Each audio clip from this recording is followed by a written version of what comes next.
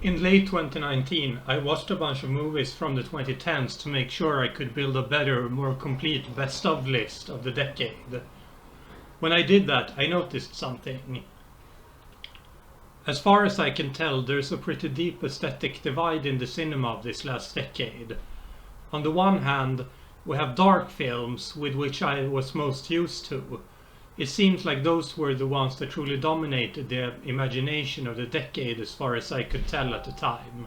These are films like Ruben Östlund's The Square, Olivier Assayas's Personal Shopper, and Nouri Bilge Ceylan's Winter Sleep.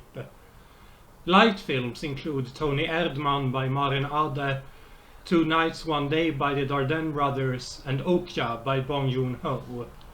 Obviously this is a fairly arbitrary way of grouping films. But it also, I think, helps us to think about how to watch films. One way, anyhow. And I think it tells us something about what films are made and what they say about the current situation of the world. So what do I mean by this light and dark business? Well, the basic idea is that the light films have a lighter tone, but they also deal with its themes in a more optimistic fashion. The dark films are more pessimistic, more nihilistic, more world-weary in the way they see the world. The films, to me, seems to be at the same time concern themselves with another of similar themes. These themes center themselves around capitalism, the environment, and globalization. Which isn't too surprising since we've had a public discourse during the last decade that formed itself around those themes. I'll use the films I mentioned before as case studies.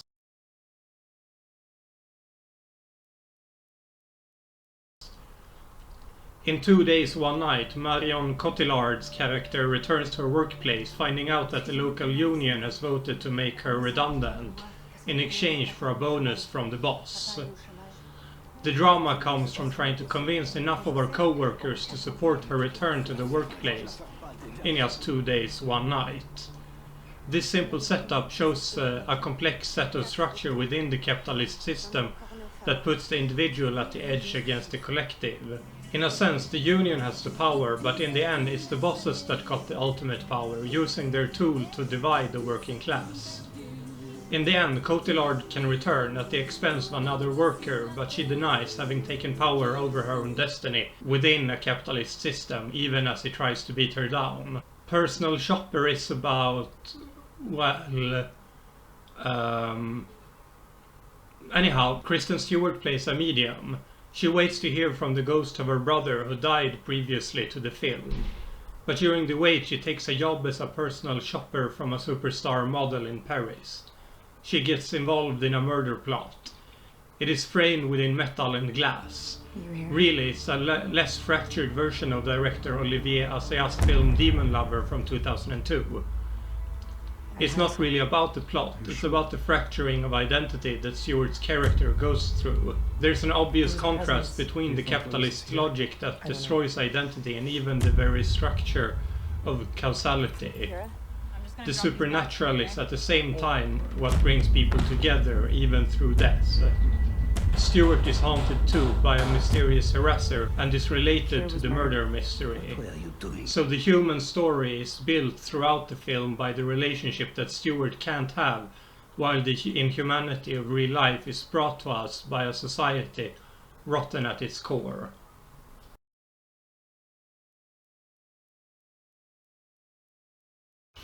The Square is a development of Ruben Östlund's situational comic sensibility from the early films, taking inspiration from the deadpan of Roy Andersson in long unbroken shots to a more traditional narrative-driven style. In The Square, he takes a man of privilege, the artistic director of a large museum, and then assaults him with all the grievances of modern man.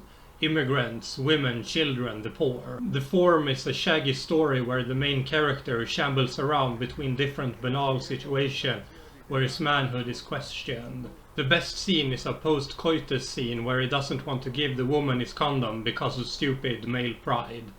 Yet he always gets away with it, at least until the end. But the retribution, the cancellation, is just implied. The film Tony Erdmann is more openly a sitcom, despite the gargantuan running time of almost 3 hours. It is about a man who has lost contact with his daughter. He's a jokester, and she's a hard-edged bureaucrat who wants to become a cog in the machine. So what the father does is make up a character called Tony Erdmann and starts to invade the life of his daughter.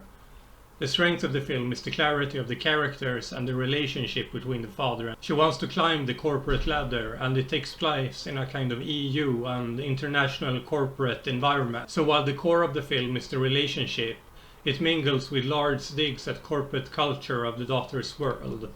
There's a deep sense of empathy toward the father and his perspective. I don't think the film buys his perspective in totality, but he is the foil, the joker, the wise guy to his daughter's straight man. The climax involves a lot of naked people, a literal undressing of the pretensions of the corporate class that's so devoid of contact with the little guy who can only make decisions about people way far away from their own lived experience. That's what the grotesque Tony Erdmann wants to remind his daughter of. The finale is glorious, but it doesn't let either side of this conflict off the hook. While the two have been able to go closer, I don't believe that they actually work together as people, which is the psychological truth of the film.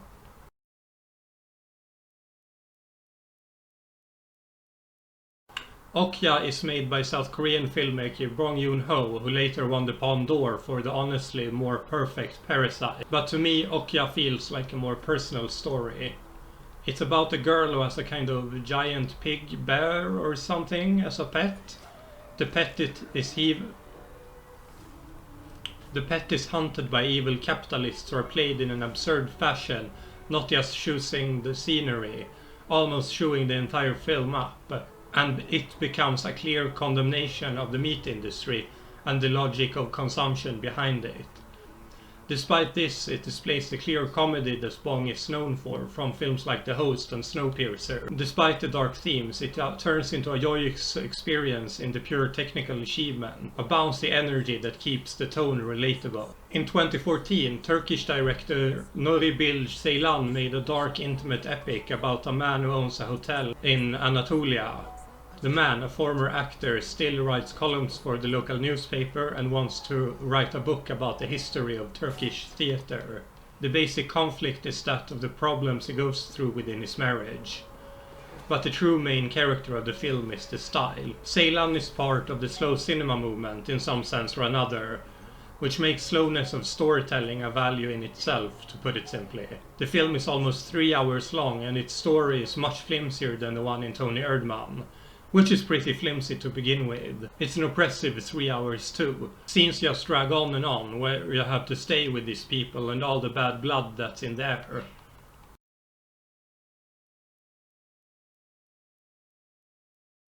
I was pretty sad about the state of international film for a long while before I decided to watch these films I've called light here. I thought the cinema of the 2010s was dark and depressing, even while some of those films, Personal Shopper especially, are some of my favorites.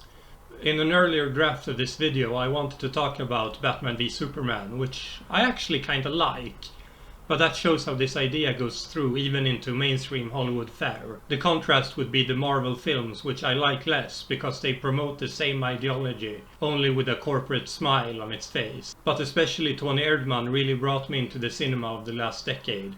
It felt like a movie with empathy for the human experience in this hellscape that society has become. And it's not just a thing of politics. These films are just fun to watch. They are interestingly directed and has good acting and works within the styles and genres in an innovative way. The idea of darkness and light is obviously a construction.